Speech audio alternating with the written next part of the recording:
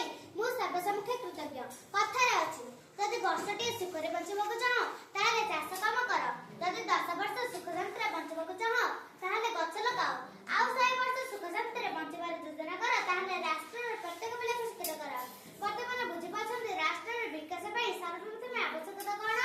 वर्तमान ओडिशा प्रदेश रे मनुष्यर मौलिक आवश्यकता खाद्य, वस्त्र और बासगृह अनेक आंसर होने होइपारछि, हेले ताको किए पूर्ण करछि भाबरे विचार कले आपनको निश्चय मिलिबो शिक्षा बोली। शिक्षा अछि त सम्मान अछि, शिक्षा अछि त समृद्धि अछि, शिक्षा अछि त संभावना अछि। तेणु 2036 मसिया विकसित ओडिशार सबठारु गुरुत्वपूर्ण अस्त्र अछि शिक्षा। 2036 सुद्धा ओडिशार 18 वर्ष पर्यंत कोनसे पिला पाठ पढ़ार वंचित होई पाइबो नाही, अर्थात 0 ड्रॉप आउट 100% लिटरेसी रेट। एथिपाई सरकार स्तर रे वर्तमान रे ड्रॉप आउट सर्वे और शिक्षार मुख्य स्तर रे पिला मानकु जीवा पई आशा स्कूल जीवा बोली अभिनव प्रयास मान ग्रहण कर जायछि। 14 ରୁ 18 वर्ष पर्यंत शिक्षार्थी मानकु SIOS जरिया रे नाम लेखार तापुनी अवैतनिक व्यवस्था कर जायछि। 10वीं श्रेणी पास करथिबा शिक्षार्थी मानकु वर्ल्ड स्किल सेंटर बा ITI रे नाम लेखार तापुनी सुযোଗ प्रदान कर जायछि। आम ओडिसा रे भूमिरूप अनुसार एहार अनेक भूभाग आदिवासी बहुल, तेणु साधारणतः SC ST शिक्षार्थी मानकु शिक्षार मुख्य स्तर अधिक जोड़िबा पई मातृसिंह हातखर्च योजना द्वारा शिक्षा शामिल कर जायछि।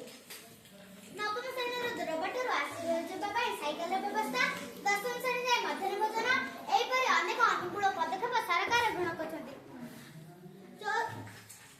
वर्तमान गोदावरी आदर्श प्राथमिक विद्यालय भली अभिनव प्रयास ग्रहण कर जायछि, हेले ए सब व्यवस्था सेतेबेले काम देब जेतेबेले ओडिसा प्रत्येक छात्र छात्री निजକୁ ସାମିଲ କରି विकसित ओडिसा सुनिश्चित କରି समृद्ध ओडिसा गठନରେ सहायक ହେବେ।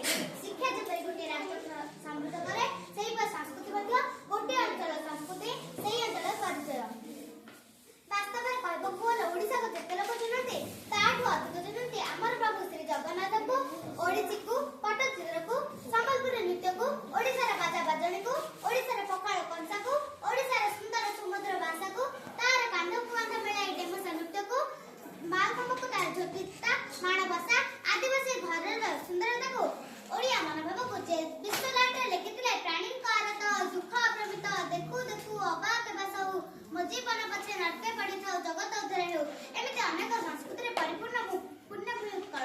ଏହି ଉତ୍କଳୀୟ ପରମ୍ପରାର ସଂରକ୍ଷଣ ସମୃଦ୍ଧି ଓଡିଶା ସମୃଦ୍ଧିର ବାସ୍ତବ ସଫଳତା ହେବ, କାହିଁକି ନା ସଂସ୍କୃତି ବିନା କୌଣସି ବି ଭୂଖଣ୍ଡ ନିର୍ଜୀବ ଅଟେ। ଏଥିପାଇଁ ସୁରଭି ଜରିଆରେ ଆମ ସରକାର ସବୁବେଳେ ଗୁରୁତ୍ୱ ଦିଅନ୍ତି। ଲୋକକଳା, ଲୋକଗୀତ, ଲୋକନୃତ୍ୟ। ଆସ ଭାଇ ଆମେ ଶପଥ ନେବା, ଶିକ୍ଷାର ସୂତ୍ରରେ ସାମିଲ ହେବା, ସମୃଦ୍ଧ ଓଡିଶା ଗଢ଼ିବା ପାଇଁ ସଂସ୍କୃତିକୁ ସାଧନା ବଢ଼ାଇ। ଶେଷରେ ଏତିକି ବକ୍ତବ୍ୟ ବନ୍ଧ ଉତ୍କଳ।